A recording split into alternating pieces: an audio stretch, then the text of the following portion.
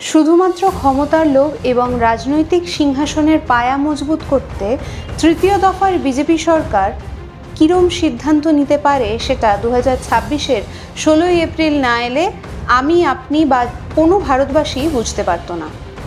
কেন বললাম হঠাৎ এই কথা? কারণ তৃতীয় দফার বিজেপি সরকার দ্বারা সংসদে প্রণোদিত এক বিল যা ভারতের গণতন্ত্রকে একবারে পুরোপুরি ধ্বংস করে দিতে পারত। কি এমন এই বিল? এই বিলের নাম ডিলিমিটেশন বিল। এই বিল কিন্তু 2026-এ নরেন্দ্র মোদী দ্বারা প্রণোদিত কোনো নতুন বিল নয়।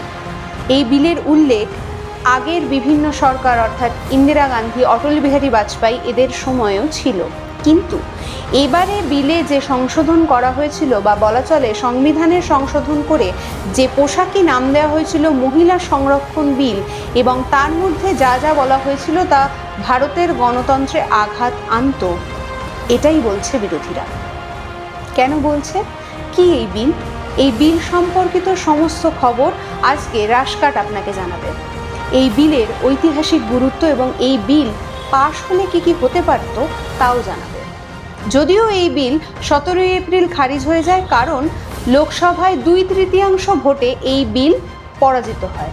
অর্থাৎ এই বিল এখন ভারতে কার্যকরী নয়, কিন্তু এই বিল সম্পর্কিত সমস্ত তথ্য আপনার জানা উচিত, আপনার ভাবা উচিত। আর সেই ভাবনায় আজকে শান দেবে রাশকাট। 5 রাজ্যের বিধানসভা নির্বাচন, শুধু তাই নয়, বিশ্বে যুদ্ধকালীন পরিস্থিতি, এই সমস্ত কিছুকে হেলায় উড়িয়ে দিয়ে শুধুমাত্র বিজেপি সরকার একটি বিলের উপর ফোকাস করছে। আর সেই বিল নিয়েই এত তর্ক। এই বিলে 3টি খসড়া বিল প্রকাশ করতে তারা চায়। প্রথমটি সংবিধানের 131তম সংশোধনী বিল, যার পোশাকি নাম নারী শক্তি বন্ধন অধিনিয়ম। দ্বিতীয়টি লোকসভার আসন পুনর্বিন্যাস সংক্রান্ত বিল বা ডিলিমিটেশন।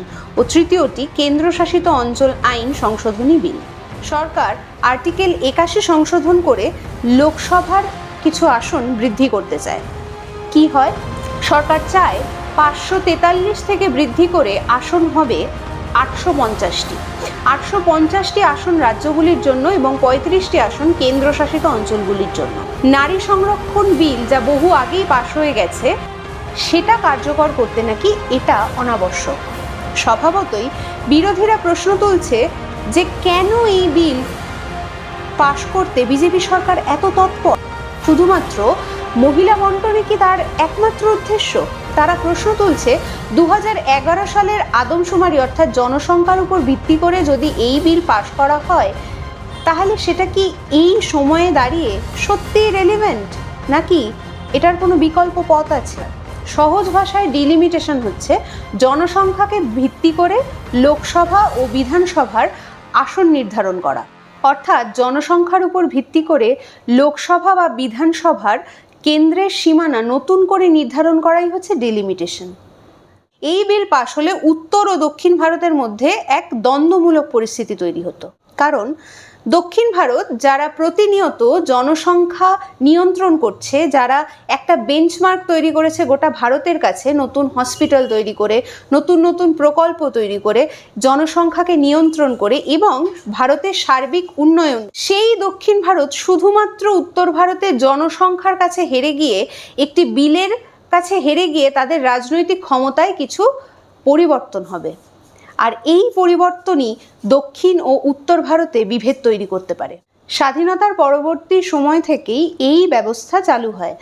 এই ব্যবস্থায় 1973 সালে লোকসভার আসন সংখ্যা 500 থেকে বাড়িয়ে 525 করা হয়। তারপর 1976 সালে এই ব্যবস্থায় ছেদ পড়ে, কারণ ইন্দিরা গান্ধী তখন জরুরিকালীন অবস্থা চালু করে এবং 25 বছরের জন্য ডিলিমিটেশন স্থগিত হয়। পরবর্তীতে জরুরি অবস্থা ওঠে 1981 ও 1991-তে আদমশুমারিও হয়। ডিলিমিটেশন আর কার্যকর হয়নি, তবে 2001 সালে 25 বছরের এই মেয়াদ শেষ হয়। 2002 সালে বাজপেয়ী সরকার 84তম সংশোধনী নিয়ে আসে ও এই ডিলিমিটেশন প্রক্রিয়া আরও 25 বছরের জন্য স্থগিত রাখে। এবার এই সমস্ত কিছু পেরিয়ে 2026 সালে নরেন্দ্র মোদী এই ডিলিমিটেশন আবার শুরু করে। অর্থাৎ ডিলিমিটেশন কিন্তু নতুন কোনো শব্দ নয়। ভারতীয় রাজনীতি ডিলিমিটেশন দেখেছিল, তবে তার আঙ্গিক বা তার কর্মপদ্ধতি এখনকার থেকে কিছুটা আলাদা ছিল। ডিলিমিটেশনের ঐতিহাসিক প্রেক্ষাপট আপনাকে বললাম। এবার ডিলিমিটেশন কার্যকর হলে কি হতে পারত, অর্থনৈতিক দিক থেকে ভারত কতটা পিছিয়ে পড়তো বা আমার আপনার ঘরের ব্যাংকে কতটা সমস্যা হতো সেটা বলবো। কেন বলছি?